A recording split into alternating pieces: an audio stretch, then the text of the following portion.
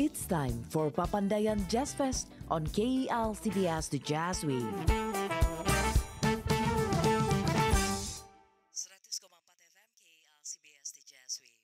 Sahabat KEL CBS, kita berada di Hotel Papandayan untuk menikmati TV Jazz Fest di 2024 yang ke-9, dan suasana di sini sudah semakin menyenangkan, sudah semakin menggairahkan karena di beberapa tempat atau di beberapa lokasi yang tadi sudah kita informasikan sudah mulai juga berlangsung, masing-masing ada penampil hari ini. Dan kalau sahabat KEL CBS juga bisa menyaksikan nanti, kita hari ini di studio KEL CBS yang berada di Papandayan sudah ada di bareng-bareng bersama kita. Kapten John Dan Kapten John. Kapten John ini adalah manusia yang luar biasa ya. Sama-sama luar biasa juga. Karya-karyanya ini sudah tersebar di seluruh Indonesia. Dan paling dekat di Bandung ada di Flyover Antapani, ada di Siliwangi. Jadi kalau lewat daerah Jalan Jakarta situ ada flyover, ada lukisan yang indah itu, inilah Kapten John yang bikinnya. Terima kasih Kang Yudi. Salah satu yang juga selalu stay tune di KEL CBS dong. Kapten John, biasa ya pertanyaan awal tuh standar kita, kenapa sih kok memilih KEL CBS untuk dinikmati? Yang pasti jazz dan sejenisnya menurut aku adalah musik yang punya wilayah dalam tanda kutip luas. Oke. Luas kita menafsirkan dan juga luas kita menikmatinya. Itu sama dengan menurut aku di dunia kreativitas seni rupa. Jadi aku butuh vitamin suara yang bisa lebih membuat aku lebih sedap dalam berkarya. Jadi aku dibantu sama suara-suara dari KEL CBS tentunya. Yang itu aku nikmati tiap pagi. Kalau sempat biasanya aku suka video, aku kirim. Ini lagi gini nih, lagi nyampur chat nih lagi. Nah itu menurut aku dapat vitamin bunyi dan aku bisa lebih enjoy menikmati berkarya, dan menurut aku pagi hari itu adalah momen yang tidak akan terulang. Jadi vitamin bunyinya maksudnya Mas John ini gimana nih? Memberi energi, memberi inspirasi atau gimana? Semua. Kalau kita bilang vitamin artinya itu positif. Gak ada namanya vitamin negatif kan. Jadi inspiring pasti, energi pasti. Jadi aku menyerap itu semua, dan kemudian aku ramu bahwa misalkan aku sedang meramu hijau dengan komposisi musik yang aku dengar disampaikan oleh Kang Yudi, Teh Yanti Raguti, hijaunya lebih sedap. Hijaunya lebih bermakna, beda kan aku mendengarkan apa yang aku sukai. Aku sedang melakukan hal yang aku sukai. Artinya aku harus menikmati, aku harus mendapatkan sesuatu yang atmosfer ini yang aku sukai. Artinya kita saling kolaboratif, dapat itu tadi inspirasi, energi, vitamin, itu semua adalah kebaikan rupa, kebaikan bunyi. Kebaikan pagi hari. Jadi sepanjang hari akhirnya jadi semangat ya. Jadi terinspirasi ya. Nah Kapten John sendiri kalau dari KEL CBS nih, selama ngedengerin yang paling disenengin tuh pas kita mainin lagu yang kayak gimana Mas? Sebenarnya aku nggak ada yang spesifik ya, karena misalkan waktu itu muncullah Tania Maria. Itu pas banget, aku lagi butuh beat yang seperti itu. Kadang-kadang aku mendengarkan nuansa jazz yang stylenya agak rock gitu ya. Agak progresif juga, panjang sekali nih lagu. Ini semakin apa ya, aku sedang adrenalinnya terpancing. Aku dalam tanda kutip sedang menggali sesuatu, kemudian dapat lagu yang progresif. Wah makin lah. Terima kasih banget gitu. Sama-sama. Jadi aku nggak ada yang spesifik, tapi setiap yang disajikan oleh KEL CBS, aku menemukan sesuatu. Mantap. Kapten John, kita juga pengen tanya dong, dalam menciptakan tadi sesuatu itu yang akhirnya jadi sedap ketika dengerin KEL CBS, berapa lama waktu yang perlu untuk dihabiskan untuk jadi sebuah karya gitu dan sempurna selesai itu berapa hari, berapa minggu atau cuman berapa jam aja? Ya, ini menarik karena gini, aku berkarya seni itu terencana. Misalkan gini ya, 1 tahun itu Januari ke Desember itu aku sudah punya target berapa karya seni, kemudian konsepnya dulu, kemudian aku tentukan berapanya, aku kemudian tentukan ukurannya. Semua terjadwal dan aku 6 jam sehari menghadapi, aku berada di studio mau mikir atau mau berkarya. Nah di sini kalau tadi tanya misalkan durasi berapa lama, itu yang agak pilih-pilihnya ya, karya yang mana nih. Tapi begini, misalkan ada satu karya yang aku target 1 bulan, ada satu karya yang aku target 2 bulan, ada satu karya yang aku target 3 bulan, bahkan ada satu karya yang 10 tahun. 10 tahun. Tapi 10 tahun ya, Mas? Ada 10 tahun, makanya main ke tempatku. Nanti aku ceritain yang 10 tahun yang mana. Aku tuh nunggu undangan udah lama. Undangannya tiap detik. Baru mau nanya, jadi belum diundang-undang ini? Oh, aku ngundangnya tiap detik loh. Oh. Aku undang juga Teh Yanti. Tapi ada karya yang gini. Di dalam berkarya seni itu ada perencanaan. Tapi kita juga tidak menutup kemungkinan ada karya-karya yang spontan. Itu tidak bisa diulang, mungkin durasinya 1 menit, 2 menit, 3 detik, setengah detik, dan itu selesai dalam setengah detik. Nggak bisa diulang, karena inspirasi itu bisa dibangun, bisa juga, ini lagi dapat inspirasi. Momentumnya ya. Momentumnya ya. Udah selesai, merahnya segitu, udah jangan diulang. Selesai, kalau diulang itu akan jadi cerita lain. Dan itu yang aku pikir bahwa di dalam perencanaan berkarya, hal-hal yang tiba-tiba momentum itu semua adalah bagian dari titik-titik berkarya dan semuanya bermanfaat. Menjadi catatan atau menjadi ilmu pengetahuan yang kita pelajari balik gitu. Dan kita presentasikan ke pameran misalkan gitu ya. Jadi kalau waktu biasanya aku rencanakan, tapi biasanya semua itu akan ada yang tepat, ada yang tidak. Ada yang juga yang aku teruskan dalam tahun-tahun depannya. Tiba-tiba sekarang mau Desember loh. Jadi ada karya-karya 2024 yang aku akan lanjutkan di 2025. Dan itu paralel biasanya aku lanjutkan sampai April biasanya. Di 4 bulan pertama di tahun berikutnya. Gitu. Jadi tiap awal tahun atau tiap akhir tahun bikin timeline ke depannya mau bikin apa gitu ya? Aku bikin langsung timeline 1 tahun. Nah ini kan satu hal yang menarik buat seorang seniman bahwa biasanya kan seniman sangat impulsif ya Mas ya. Nggak bisa diatur kan, ngatur seniman itu kan wangel Mas, susah Mas. Tanda kutip. Biasanya image-nya kan begitu ininya. Ya itu nature-nya ya. Nature-nya begitu ya. Nature orang kreatif salah satunya emang susah diatur. Orang kreatif ya.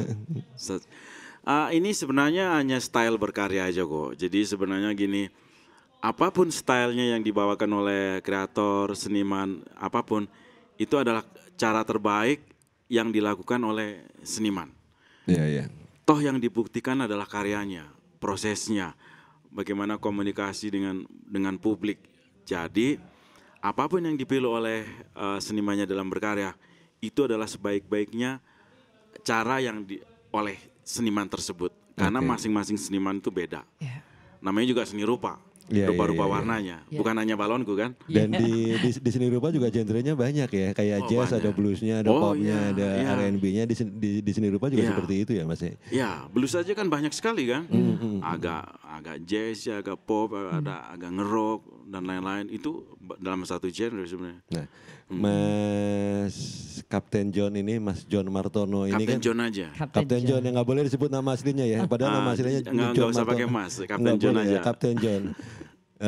Om Kapten John. Selain sebagai pelukis praktisi, Kapten John juga kan seorang dosen, seorang pengajar, seorang intelektual. Nah ini membagi cara berpikir kan pasti berbeda nih Kapten John. Cara berpikir saya sebagai seorang praktisi, saya sebagai seorang intelektual, saya sebagai seorang dosen, pasti kan cara berpikirnya, cara mengaplikasikan idenya itu kan pasti berbeda-beda. Nah ini men-switch ininya gimana? Agak susah itu kan pasti. Emang istilah itu berdiri sendiri, tapi prakteknya semua berkesinambungan. Karena begini, ilmu pengetahuan itu ada yang konservatif, tapi juga ada yang progresif. Ingat zaman berubah kan?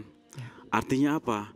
Apa yang aku bicarakan di depan kelas, di depan mahasiswa, itu pertama konservatif iya. Teori-teori biasanya kan bukan begitu-begitu aja bukan, tapi teori itu ada pakemnya. Tapi teori itu bisa diaplikasikan dalam sebuah karya-karya dan itu progresif. Makanya aku bilang ke mahasiswa, ketika Anda melakukan atau create sesuatu di luar mata kuliah tapi berdasarkan mata kuliah di kelas, itu artinya ilmu berkembang. Nah, maksud saya begini, apa yang aku lakukan adalah hal yang nyata, aktual. Nah, aktualisasinya gini, aku ceritakan hal-hal yang profesional yang aku buat, dalam bentuk project atau dalam bentuk karyaku secara personal, private. Tapi aku menghadapi project-project yang di luar itu aku ceritakan ke mahasiswa. Jadi mahasiswa itu biar tahu ini bukan hanya ilmu kelas, bukannya ilmu bangku kuliah, tapi mereka tahu sebenarnya di luar kampus itu ada kejadian apa.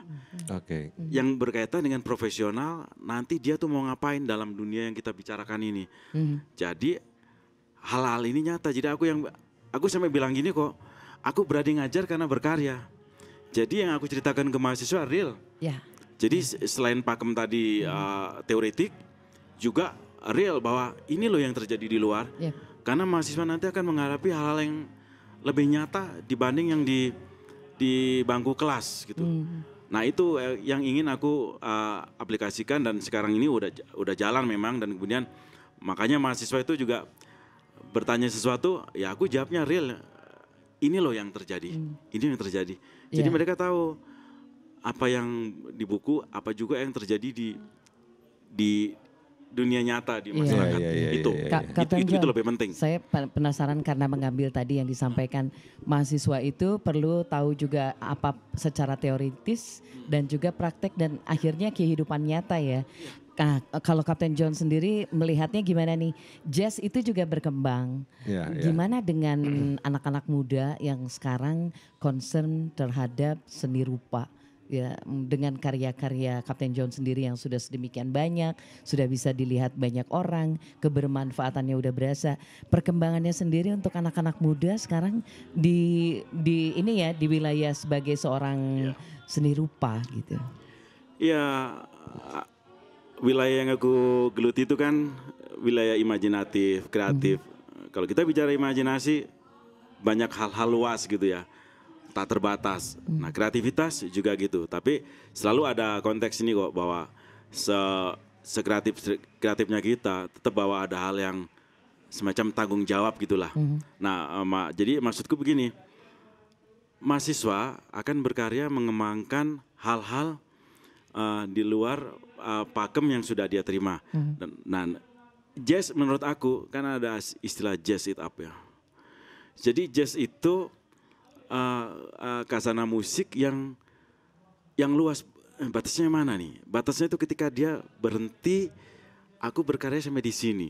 Nah, keluasan itu yang akan diciptakan oleh mahasiswa. Tentunya dengan dialog dengan ya mungkin senior, dengan dosennya, pembimbingnya. Dan sebagai pembimbing, sebaiknya memang bisa menemani mahasiswa.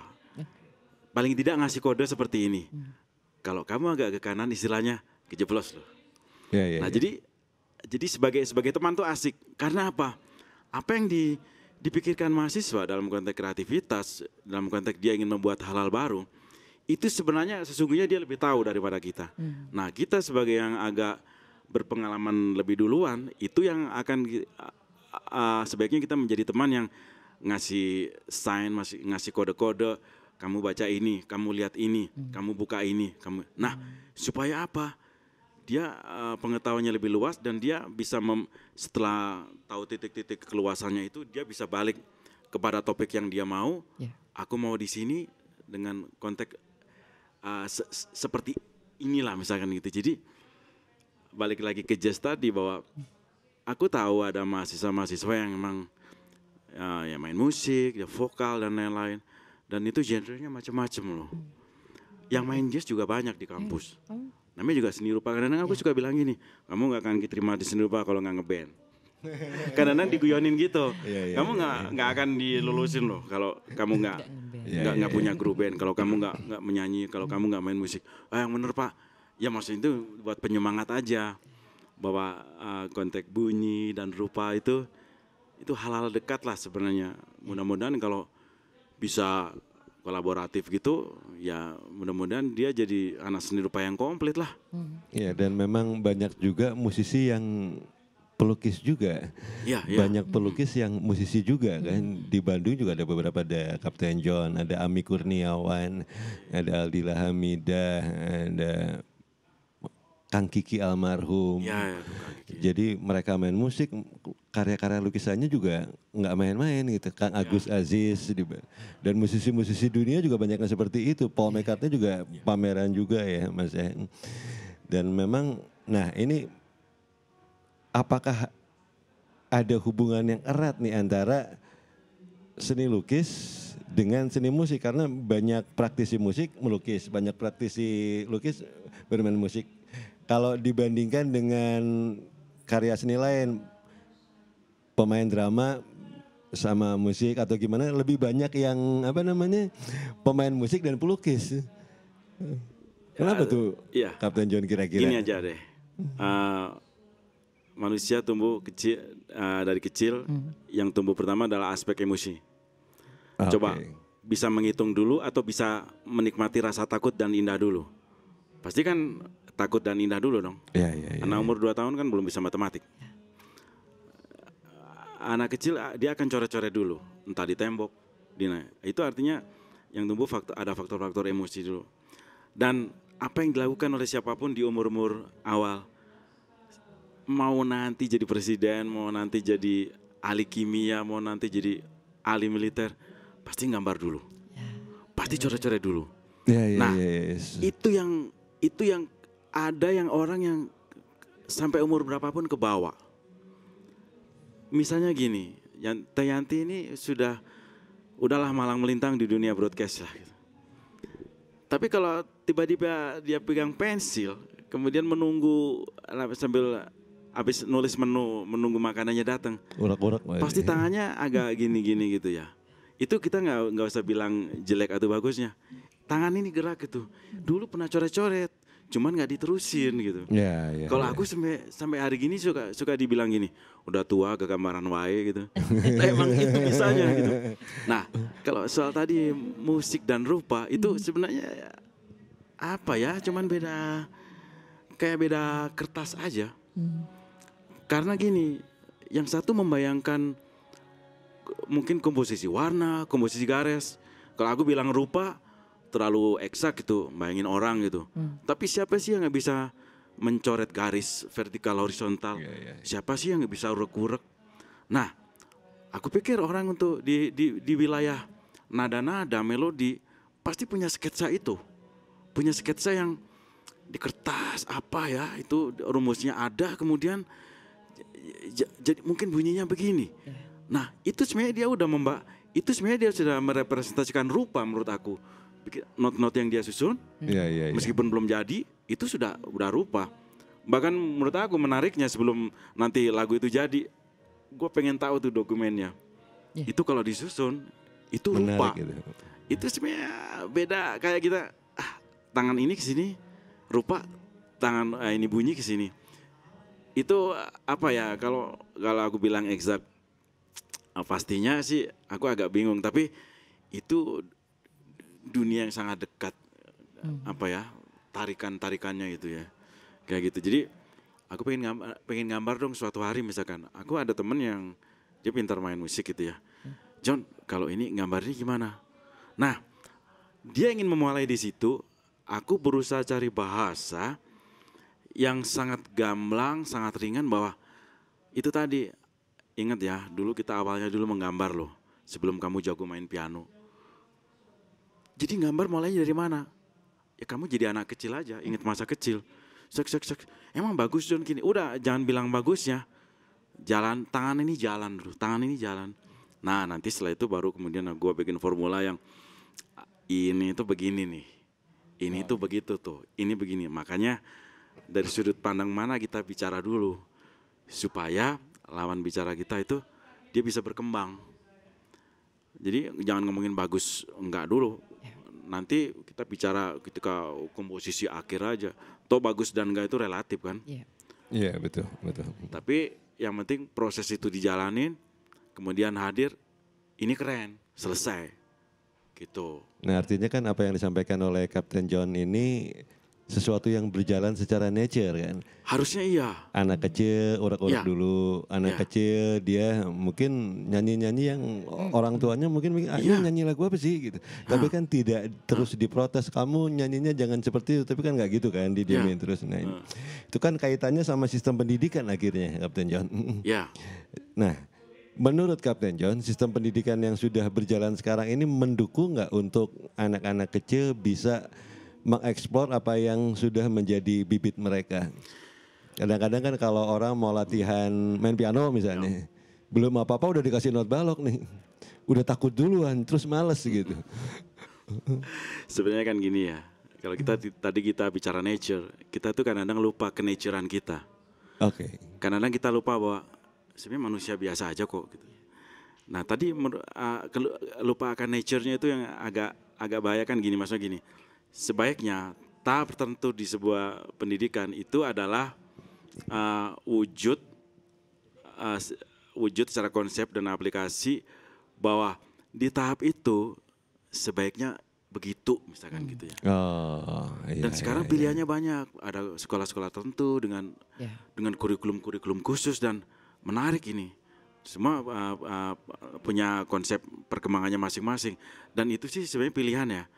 Tapi kalau yang disediakan oleh pemerintah aku yakin baik lah. Tinggal sebenarnya aplikasinya kan gini ya, guru kan modelnya beda-beda. Iya. Gitu. Ya aku sih berharap dengan doa dan positif gini. Mudah-mudahan dengan guru-guru begini ya gurunya juga bisa bisa sinergis gitu ya. Tentunya dia mudah-mudahan bisa mengembangkan itu, mengembangkan pakem-pakem itu. Karena ya jadi guru sebenarnya berat.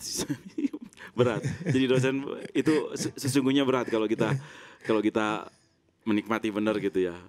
Tapi ya kita berusaha sebaik mungkin bagaimana sebenarnya antara dunia kelas dan dunia nyata itu sama-sama tahu gitu loh. Jadi coba kelas melulu. Di luar kan nggak begitu. Makanya yang bisa menceritakan ini adalah ya mudah-mudahan ya pembimbingnya kayak gitu. Wah ini menarik nih kalau diobrolin lagi. Ini udah ngomongin strategi pendidikan nasional nih. Jadi kita nantinya panjang kecil tapi luas nih. Bisa diangkat jadi staf ahli. Kementerian Pendidikan, staf ahli KLCBS. Staf ahli KLCBS. Artinya malam udah semakin sore kita mau nonton TP Jazz Festival. Nah terakhir Kapten John,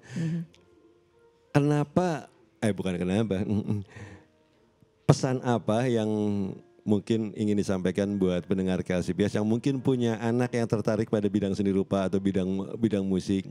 Apakah bidang seni rupa, bidang seni musik atau karya-karya seni lain itu bisa menghidupi kita sebagai manusia? Kan kadang-kadang kan ada orang tua takut, lu ngapain sih jadi pelukis, lu mau makan dari mana gitu kan? Lu ngapain sih jadi musisi, mau makan dari mana gitu? Pertama nasib ya.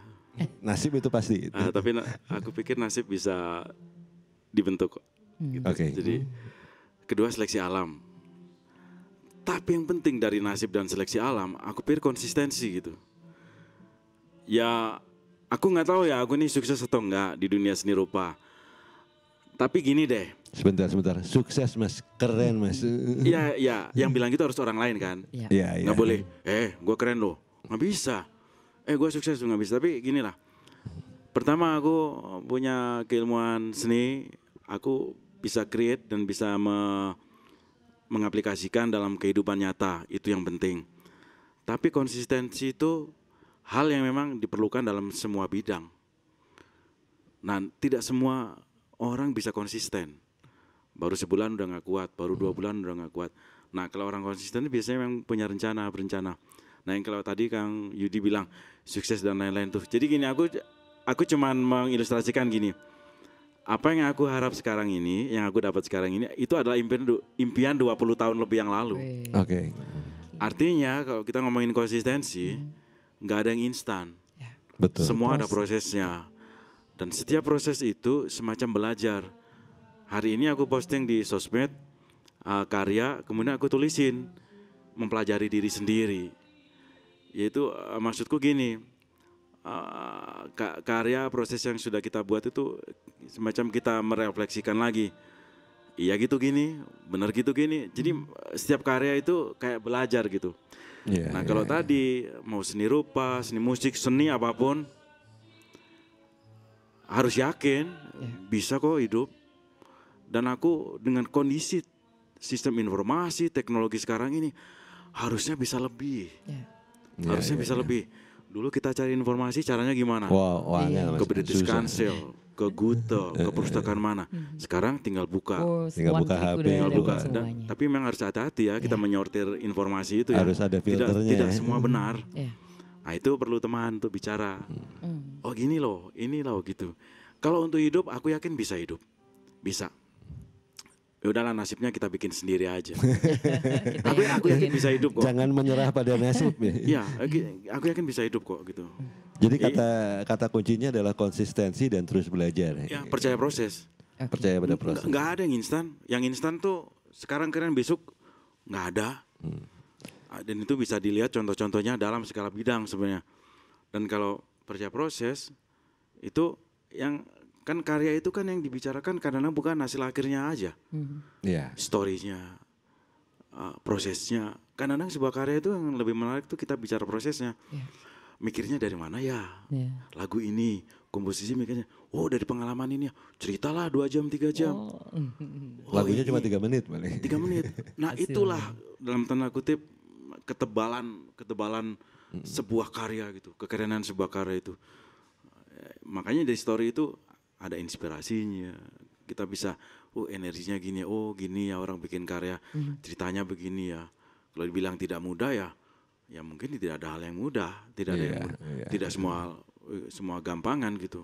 Makanya karya itu perlu konsep, nanti konsep diceritakan kayak gitu.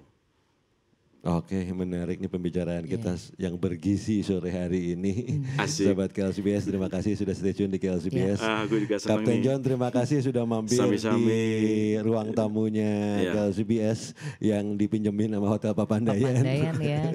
Dan terima kasih udah selalu setia di KLCBS juga. Terima kasih juga Kapten sudah menemani John. saya berkarya, itu sih penting.